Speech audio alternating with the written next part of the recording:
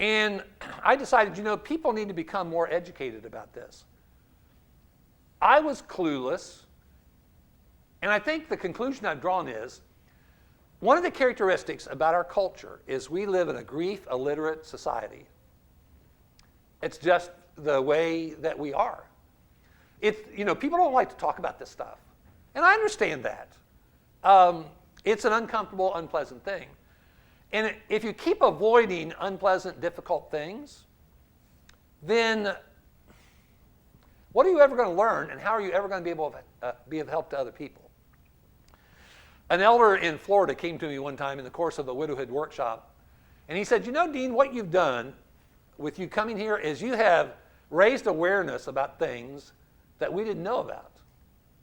And I thought, well, that's a good way of describing what I'm trying to do, is to raise awareness about what it's like to suffer loss and then live with the reality of it. What we're going to talk about is this, widowhood. Let me share with you some information that you might find interesting. We are a minority. Those of us who are widowed, we are a minority. 6% of the total population typically, but look there, 1/3 of the population, 65 years and older, are widowed, and that's pretty much the case, not just in the United States, but all Western nations. Look at this. 65 years plus. The women, 65 years and plus, well over 1/3 of them are widowed. 12% of the men. Katie and I were doing some research, and let me share with you this information. Teays Valley. Okay, now, you who live here know about the geography of what that includes. Teays Valley.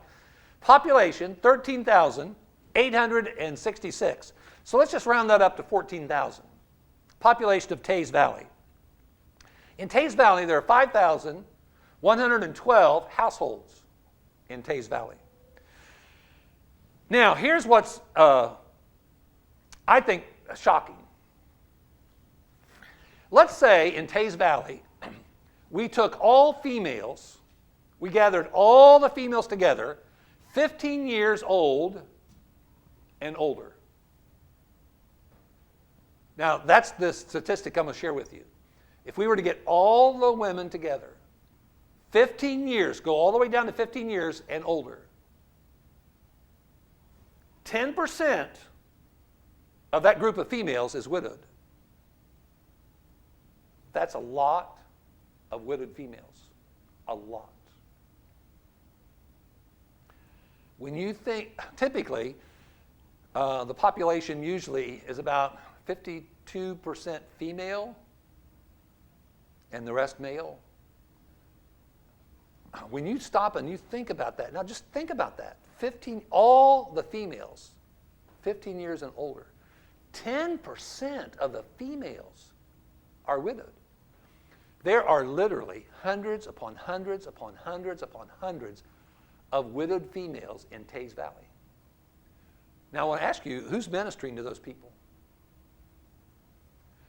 3% of the males, 15 years and older, 3% of the males are widowed in Teays Valley. That kind of brings it home, doesn't it?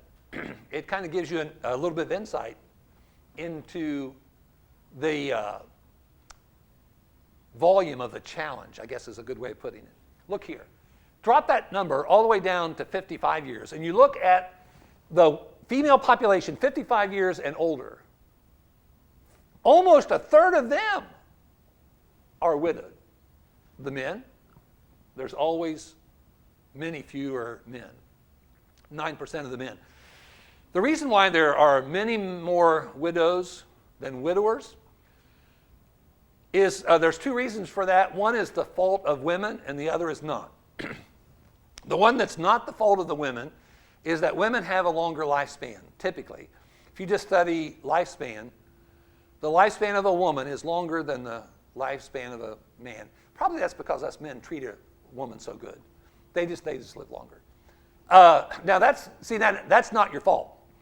Now, what is the fault of the women that contribute to the higher number of widowed females? Women have a tendency to marry older men. So when you've got the longer lifespan, and then you've got women choosing to marry older men, what you're doing is you're creating a boatload of women widowed people. Usually it's 4 to 5 times more. 4 to 5 times more widowed females than widowed males. So in doing widowhood ministry, you've got to recognize that.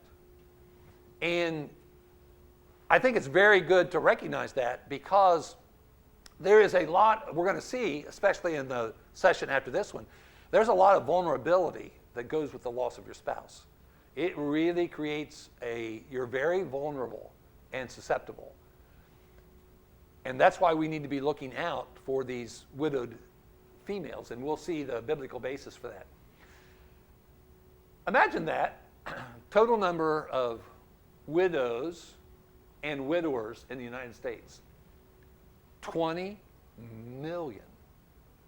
Again, I ask, who's ministering to these people? Then look at this, 1.4 million. Now, 1.4 million annually lose their spouses. Look at what's in the parenthesis there. 6% of that number under 44 years old. If you were to guess a decade in life where people would be widowed, what would be your decade guess? In what decade of life would you think, would you commonly associate with being widowed? More likely being widowed? 70s, okay, 70s. The average age of a widowed female in our country, the average age of a female first widowed in our country is 57. To drive that number down that low, because the bulk of the widowed females in our country, you would think, in their 60s, 70s, 80s, 90s. That's when we typically think. To drive that number with all that heavy volume at that age, to drive that number down to 57, you've got to have a lot of people younger than that to drive that number down to 57. One of the amazing things that I've learned in this ministry since I've been engaged in it is how many widowed females there are who are young widows. I'm talking about in their 20s and their 30s. Sometimes it's illness. Sometimes it's an industrial accident. Sometimes it's an auto accident. Sometimes it's suicide. It's an amazing, I would love to be able to take with me to some of these widowhood workshops at least 5 or 6 of some of these females who are widowed in their 20s and 30s. To me, they're some of the most inspiring people I've ever met in my life. Because frankly, I don't know how they've done it. Well, I say that, I know how they've done it. They've done it by the grace of God. God's grace has been sufficient in their life. And they have leaned heavily on Him.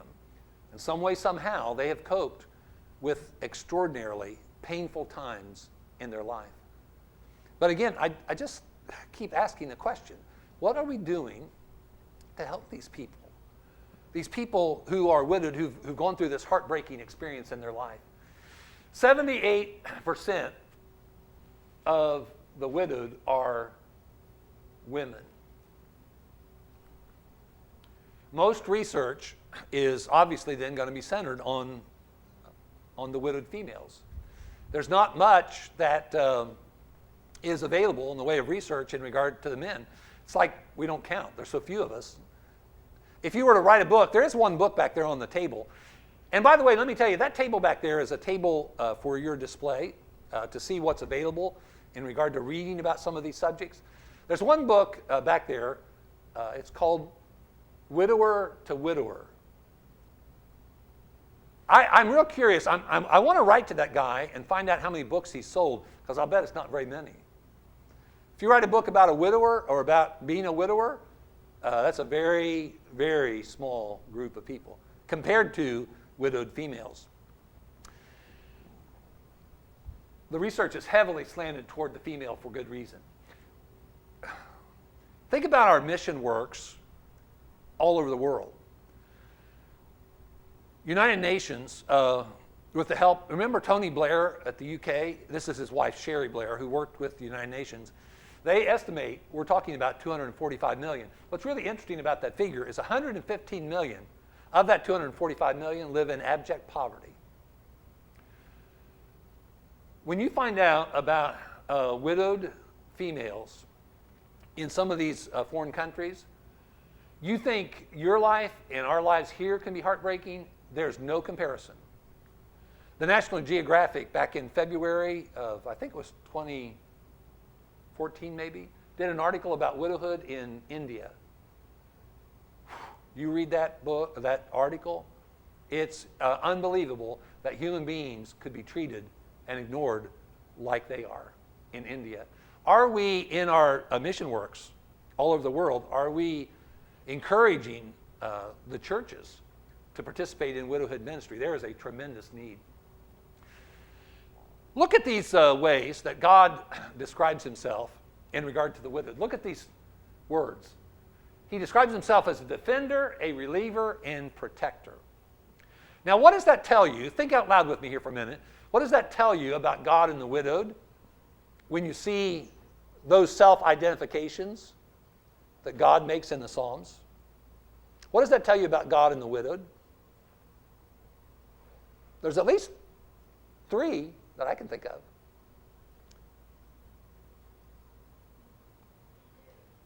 He cares. He cares. He certainly does, doesn't he? Well, that's just permeated. That thought is just permeated when you read that. Defender, protector, reliever, he cares. If you're going to care for somebody, what do you have to know about them? You have to know they're struggling, don't you? I can't help but wonder how many times in my life that though I cared about somebody, because I didn't know about what they're going through, I didn't care for them actively because I didn't know. Does God know about what a widowed person is going through? Sure he does. He's omniscient. He knows everything. Does he know what he or she is struggling with? Their self-doubt, their faith struggle, their loneliness? Is God aware? Yes, he's aware. He knows. Sometimes people know and they don't care. Sometimes people care, but they don't know. So you know one of the things that we're going to have to do, if we do a better job in the church of ministering to the widowed, is we've got to have relationships where there's more transparency. One of the reasons why we don't know is because we've ignored this subject. We don't talk about it. As a matter of fact, sometimes what happens is we don't talk to the widowed people because we don't want to cause them to feel hurt. So we don't talk to them about what's going on in their life. Because we think if we did, it's going to hurt them. Just the opposite. It's going to be an education for you, and it's going to be helpful. One of the things that a widowed person really enjoys hearing is the name of the person they've lost. Why? Because they love that person. And to this day, that person is in their heart to some degree. And they love to hear about experiences people have had with them. Some of those experiences they may not even know about, that they get informed about. That is so therapeutic and so helpful for a person. But for us to be transparent, we've got to cultivate these relationships where it's okay to let people know. When you get asked the question, how are you? What do we typically say? No matter what's going on in our life, what do we typically say when somebody says, how are you? I'm fine. You know what? If you're not fine, if you're really struggling,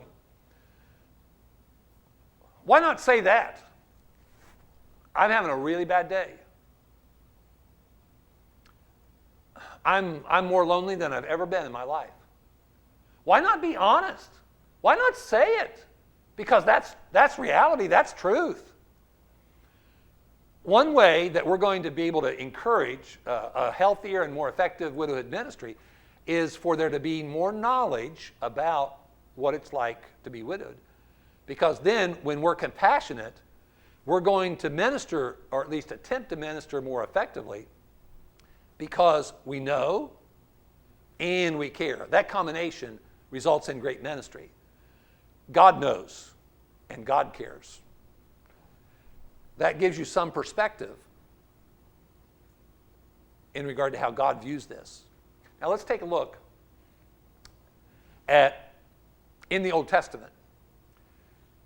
In Psalm 94, the wicked are known to slay the widow. That's not compassion. Whether that's a literal or a figurative verb, slay, it doesn't matter. The point's obvious. People who are not righteous, people who are wicked, don't care about hurting people. They don't have that compassion. When those three men, who were great friends until they opened their mouth, and they thought they had to say something, and they thought they needed to unload their wisdom for Job's benefit. They were great friends then, but then they opened their mouth. Can you imagine one of them saying, Job, I know why you're suffering. You're suffering because you've sinned. If you'd fess up and you'd be honest, you know what? The Lord would take care of you and bless you and restore you, and things would be a lot better. Job, I'll bet you in your life, I'll bet you've even sent widows away empty. See, even in an ancient culture, there was a realization that kind, compassionate people did not ignore the needs of the widowed. And God doesn't either. And the reason why God doesn't is because He is a defender, reliever, and protector. In Deuteronomy 24, the Israelites are, I'll use the southern term, they're fixing to cross into Canaan. Instead of talking to them about military strategy, what God has Moses do is talk to them about the kind of people they need to be and the kind of things they need to do. That's interesting to me. They're going to have to go to war. And he talks to them about who they ought to be and how they ought to act. Let me read to you a part of Deuteronomy 24. You shall not pervert justice due the stranger or the fatherless, nor take a widow's garment as a pledge. You shall remember that you were a slave in Egypt, and the Lord your God redeemed you from there. Therefore I command you to do this thing. When you reap your harvest in your field, and forget a sheaf in the field, you shall not go back to get it. It shall be for the stranger, the fatherless, the widow, that the Lord your God may bless you in all the work of your hands. When you beat your olive trees, you shall not go over the boughs again. It shall be for the stranger, the fatherless, and the widow. When you gather the grapes of the vineyard, you shall not glean it afterward. It shall be for the stranger, the fatherless, and the widow. And you shall remember that you were a slave in the land of Egypt. Therefore I command you to do this thing. It's not about military strategy. It's about, okay, this is how I want you to be. This is how I want you to act. Now, there are three life circumstances mentioned there that are often tied together in Scripture. Did you see the three unusual life circumstances? One was the widow, but did you see the other two? The stranger, or foreigner in some translations, and the fatherless, or the orphan. Often those three are tied together. Now, when you stop and think about the foreigner, and you stop and think about the orphan or the fatherless, and the widow, what do those three life circumstances have in common? Everyone is struggling with a very difficult situation, aren't they? All three of them. They're vulnerable and they're needy because of their life circumstance. So what does Moses tell those people to do in regard to these three life circumstances? You care about them.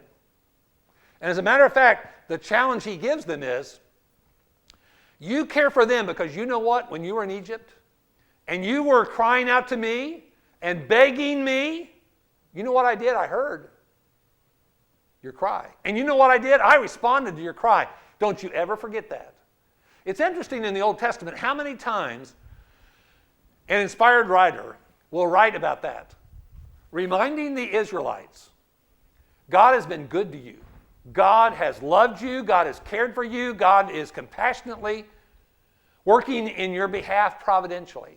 Don't you ever forget that. And you take that memory and you use that for motivation to you be caring too, just like God is. And that's what he does at the end of the book of Deuteronomy, before they're going into the promised land. Isn't it interesting that the widows are mentioned there specifically? Because it's just a very unusual and very difficult time. In Isaiah chapter 1, I'll not take the time to read it, but I would encourage you to take a look at really that whole chapter in Isaiah chapter 1 is a powerful wake-up call that God gives the Israelites because they really, really needed it. I will read just a small portion of that to give you a paraphrase or a summary of Isaiah chapter 1. Basically what God does is he sends Isaiah to his people and says, look, you are offering your sacrifices and you're observing your feasts. But you know what? I hate it. You have totally messed up your relationship with me. Now, they were going to church. They were going to Bible class. They were taking communion. I'm looking at it more modernly now. But you know what they weren't doing? They weren't showing compassion for other people. It's kind of like the parallel would be, we come to church, we do our thing, and then we go out and we act just like everybody else. And God is telling the Jewish people, nope. You can forget about your sacrifices. You can forget about observing those feasts and festivals. I don't want anything to do with it. As a matter of fact, in Isaiah chapter 1, here is a section of that. When you come to appear before me, who has required this from your hand to trample my courts? Bring no more futile sacrifices. Incense and abomination is an abomination to me. The new moons, the Sabbaths, the calling of the assemblies, I cannot endure the iniquity and the sacred meeting. Your new moons and your appointed feast, my soul hates. They are a trouble to me. I am weary of bearing them. In other words, he says, look, what you are doing, you have ruined religion. Religion is all about man being tied back to God. That's what the word religion, it's about bonding or binding us back to God. And he says, you have ruined this old covenant relationship that I have with you. You've ruined it because you have so been consumed about the rituals and you have no heart whatsoever. And so he tells them in verse 16, wash yourselves, make yourselves clean, put away the evil of your doings from before your eyes, cease to do evil, learn to do good, seek justice, rebuke the oppressed, defend the fatherless, plead for the widow. See again, fatherless, widow. He says, look, you've got to get this right. Yes, the new moons and the feasts and the festivals and the sacrifices and the Sabbath, yes, that's a part of it. But that's not the exclusive religion that I have for you. You've got to have a heart and care for people who are in difficult, unique life circumstances. He even goes so far a little bit later in verse 22 of that chapter. He says, your silver has become dross, your wine mixed with water, your princes are rebellious and companions of thieves. Everyone loves a bribe. I can't help but think about Washington, D.C. when I read that passage. Your princes are rebellious, companions of thieves. Everyone loves a bribe, follows after their rewards. They do not defend the fatherless, nor does the cause of the widow come before them. I just think it's really interesting that you see these passages where God basically has this, like my daughter calls it a come to Jesus meeting. He gets in their face and he says, look, this is so messed up, what you've done with what I've given you is so messed up. You don't have the heart that I want you to have. You got the outward ritual, you check those boxes, but your heart, your concern for other people. God has never wanted us to be a people who were willing to be comfortable ignoring the needs of people who are living in uniquely difficult life circumstances. And frankly, it doesn't come much harder than being widowed. It's about as undesirable a life circumstance as you could possibly have. Jesus talked about devouring widows' houses. Now, I'll be honest with you, I'm not real sure what that means, but I know it ain't good. Devour, I know it's not a literal reference. You don't eat houses. But see how there's not the caring attitude about the widowed? But instead there's a taking advantage even, which that's even worse than neglect or what happened in Acts 6 and verse 1.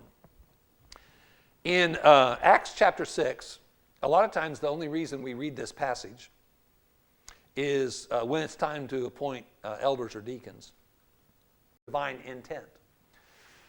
Now in those days, Acts 6 verse 1, now in those days when the number of the disciples was multiplying, Brother Wayne Jackson estimates from reading the previous chapters, you may be talking about a church of about 2,000 people at this point. Now when you got 2,000 people, 20,000 rather, when you have 20,000 people together, do you know what you have? You've got a lot of problems. Because you know what? You've got problems, and I've got problems. And we're all just mere mortal human beings. And you put 20,000 people together, I don't know if I'd want to be an elder in that church or a preacher. You talk about problems. This is the first ministry weakness identified. Do you seriously think it's the only ministry weakness in a church that large? I think they had a lot of problems that we don't know about. But of all the problems that could have been cited, this is the one that's cited, recorded in Scripture. It says, there arose a complaint against the Hebrews by the Hellenists because their widows were neglected in the daily distribution. So what happened? It wasn't ignored, it was addressed. How many ministries do we have in the church, in our local churches, where the widowed are being ministered to? And where in the church are we challenging our widowed people to do what they're very qualified to do, and that is help other widowed people? Look at it this way for a minute. What is this? What's it look like? It's a gift. It's a gift. Now, you men probably don't know a lick about this, but having had a wife for 41 years and having 3 daughters, I'm not the typical man, by the way. I suffer from the overdose of the female gender, so I'm not anywhere near normal. But I know about some of these things because of my overdosing with the female gender. When women get a gift that you don't want, what do you do with it? Okay, you put it away until somebody has a birthday, and then what do? It's called regifting. It's called regifting. Now, is there anything else you could do with this gift that you don't want? You could throw it away. You could throw it away. How about if you just put it in the closet and forget about it until you move from that house? Okay, because you don't want it. Sometimes you get stuff you don't want. Loss is something life gives us. It's not something we want. It's not something that's on our list of desirable things. Loss is a gift that we're given by life. Do you want it? Who in their right mind would want it? What are you going to do with it? You've got to decide, because this is a gift. This loss is a gift. You can't store it. You can't put it away and forget about it. You can't do that. You can postpone your grief, but that'll come back to haunt you. Because you know what? You're a human being, and you've got to grieve. You either grieve now or you grieve later. And it's a whole lot better to grieve now than it is to grieve later. Because you're human, you're going to have to grieve. And it's going to be a lot harder choosing not to grieve than it is to choose to grieve. So life gives you a gift that you don't want. What are you going to do with it? My recommendation is what you've already heard at the end of that first session. It's also inscribed on the wall back there. It says, don't waste your pain. Don't throw it away. Don't try to hide it and ignore it. Take what life gave you that you didn't want, use it for the glory of God by helping other people. As a matter of fact, sometimes your loss and your grief can become something that you convert into motivation to help other people.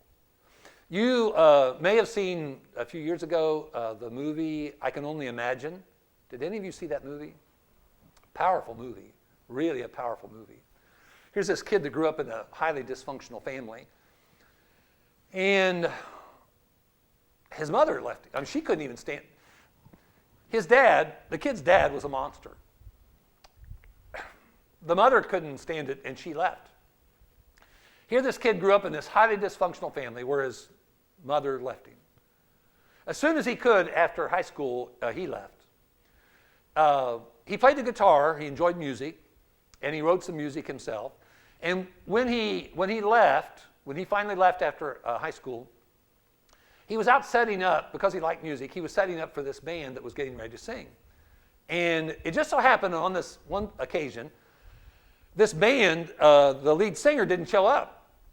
And the concert was going to be happening in a few hours. And he said, I'll sing with you. And sure enough, he started singing with them.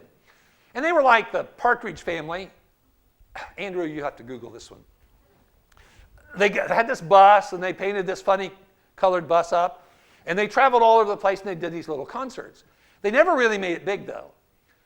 And there was always an attempt to try to get music agents to hear them. And finally, there's a music agent that takes a little bit of interest in them, hears them sing a little bit. And the music agent, at a turning point in the movie, got in the face of that young boy, that young man, and said, son, you're halfway decent, but you'll never make it in this industry, really big, until you take your inspiration and make it your motivation. Your heartache. You've got to take that heartache, that troubled past, and you've got to convert that into your inspiration. Make it your motivation. The kid chose to go back home. Over a period of time, he reconciled with his father. He went back to the group, and he wrote some of his best lyrics. They did some of their best music, and they made it big. He was encouraged to take his pain and make his pain his inspiration. That's what we need to do. Whether we've lost a child or a spouse, or we've been through the loss of a marriage by divorce, or we've lost our health, take that pain, that loss that was gifted you by life that you don't want, but you're stuck with it. Use it for the glory of God by choosing to help other people. In that way, you find some value in what's awful in your life. How many times have we heard this passage of Scripture? That passage of Scripture is about the topic of religion. But what kind of religion?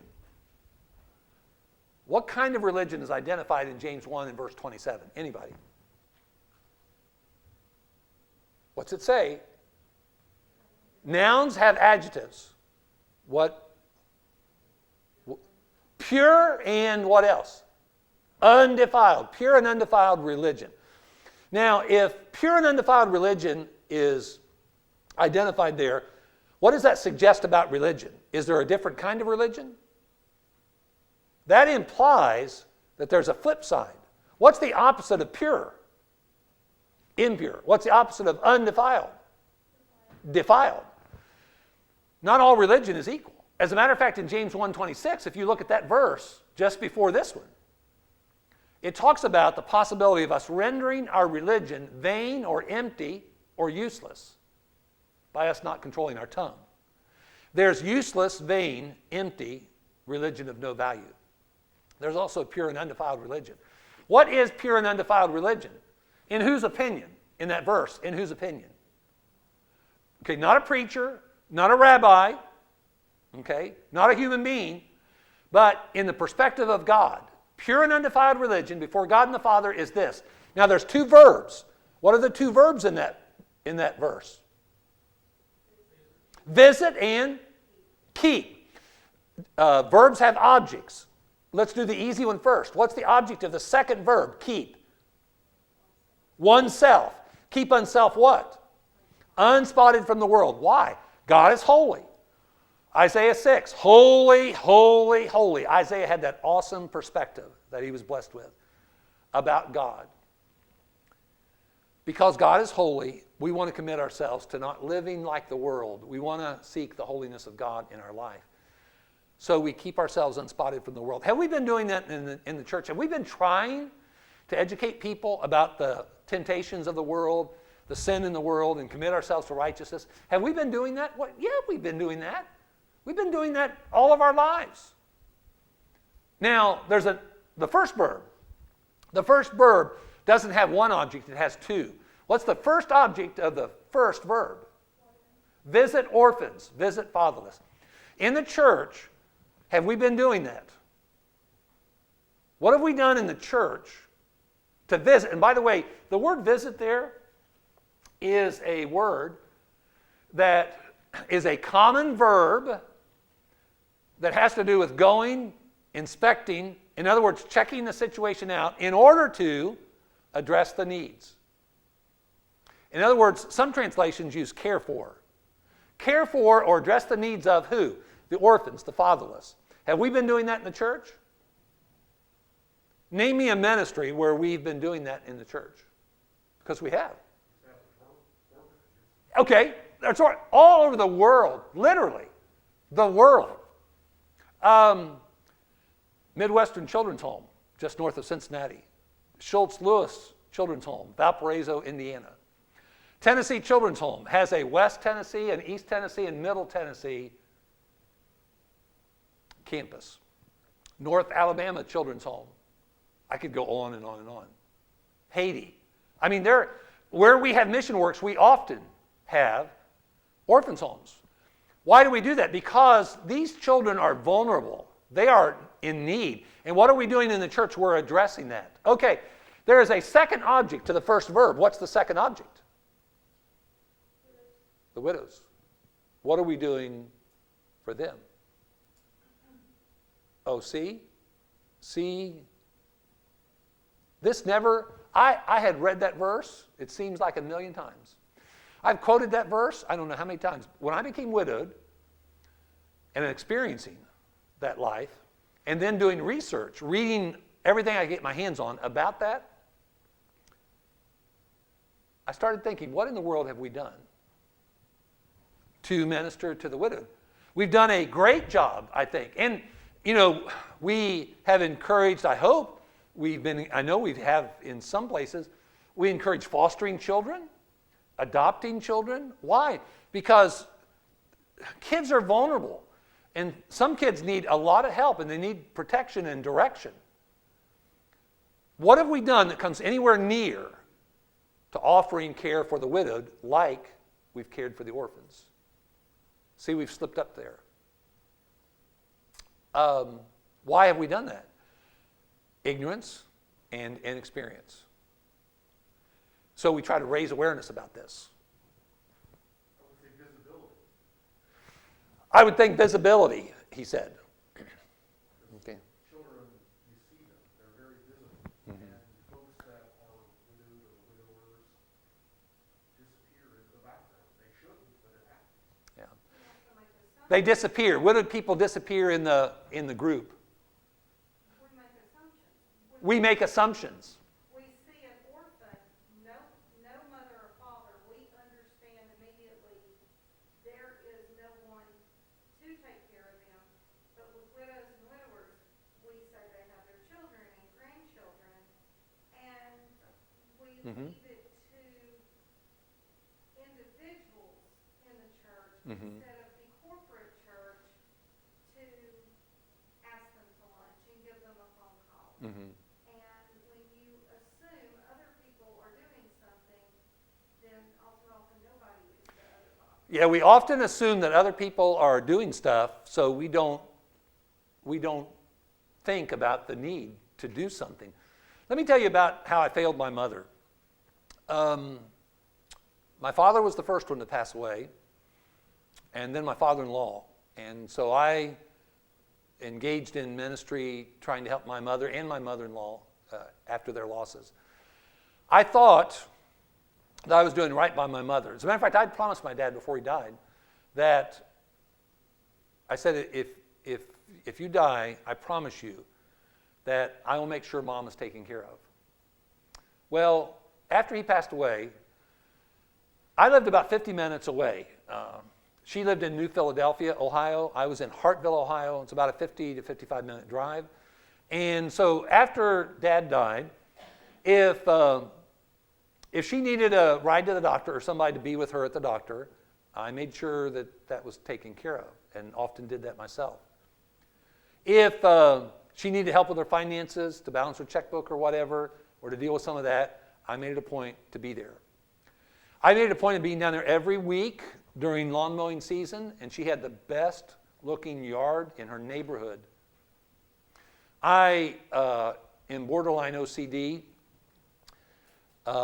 every cut of grass needed to be exactly right. And I was really proud of the fact she had the best looking lawn in her neighborhood.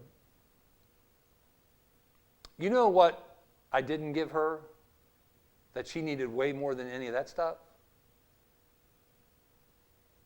She needed me. I'm the second of 4 boys. One day in rehab, after an orthopedic surgery, and she was there for rehab, her and I were sitting in the room, and she said this, out of nowhere, "I wish I would have had a daughter." When she first said that, inside of me, my internal reaction initially was, "Mom, what am I, chopped liver? I'm here." You know, that was kind of I didn't say that. It was just silence for a while. She said, "I wish I would have had a daughter." So there's silence. And then I came up with a classic response, an honest response. I said, "Mom, I wished you'd had a daughter too." I knew what she was saying. Women, by their very nature, by their God-given nature, are more nurturing and caring. They value relationships better. Men can be that way, but we just have to work at it really hard. It's just harder for us. Women are gifted in relationships. Men can be, but we've got to really work hard at it. What my mom needed most was she needed me. Not her lawn cut, not her checkbook balanced, not a ride to the doctor. She needed me. I didn't realize that until Ruth Ann died. My wife died. And until I started reading everything I could get my hands on about other people's life experiences being widowed. And it's because of that that a lot of times families neglect their widows and widowers and don't realize it. 1 Timothy chapter 5 explains that the first line of ministry to assist the widowed isn't the church, it's the family. But the family is not going to do that or do it well unless they know about grief and they know about widowhood. How are they going to learn about that? Well, they're going to have to do some homework. They're going to have to read stuff about it. They're going to have to talk to widowed people about it. That's how you become educated about things and know how to do better. 1 Timothy 5 and verse 3 says, "Honor widows who are really widows, but if a widow has children or grandchildren, let them first learn to show piety at home and to repay their parents, for this is good and acceptable before God." Verse 16 of that chapter. "If any believing man or woman has widows, let them relieve them, and do not let the church be burdened, that it may relieve those who are really widows." W.E. Vine, in his Expository Dictionary of New Testament Words, makes this observation about that section of Scripture. There's an intimation, kind of a hint there in that chapter, that there's a tendency to shelve the responsibility at the expense of church funds. I think that's a reasonable inference to draw when you read 1 Timothy chapter 5. 1 Timothy chapter 5 is the largest passage in the Bible about widowhood, and it encourages family to minister to the widowed. Let me read to you verse 8. I'll bet you've heard this verse a bunch of times. Now, this is in that section where it's talking about the widowed and caring for the widowed in your family. But if anyone does not provide for his own, and especially for those of his own household, he has denied the faith and is worse than an unbeliever. I don't know how many times in my ministry I quoted that passage for decades, basically trying to encourage men, look, guys, don't be lazy. Get out there and get a job and support your family. That passage, that's a secondary application of that passage. It's not a misapplication. It's a second or third application. That is talking about the widowed. But if anyone does not provide for his own what? The context is talking about the widowed in your family. But if anyone does not provide for his own widowed parent or grandparent, and especially those of his own household, he's denied the faith and is worse than an unbeliever. That's the context of that passage. The only way the family is going to minister effectively to their parents or their grandparents is if they know something about what their parents are going through. So what are we going to do relative to the widowed? What are we going to do in ministering to them the way that we should? Dr. Seuss, who's now been canceled by our ridiculous culture, great observation. Unless someone like you cares a whole awful lot, nothing is going to get better. It's not. The simplicity of Dr. Seuss, applicable, definitely, to the widowed. Well, we need to take another break. Really appreciate your attention. This next session that we're going to do, if I were asked what one session, if I can't come to all the widowhood workshop, if I can come to one session, what session would you recommend? This would be the one, this next one. It's the personal perspective about widowhood. Let's take a break so we can be a little bit more alert. Let's take a break, get up and stretch, and we'll try to get back in 5 minutes.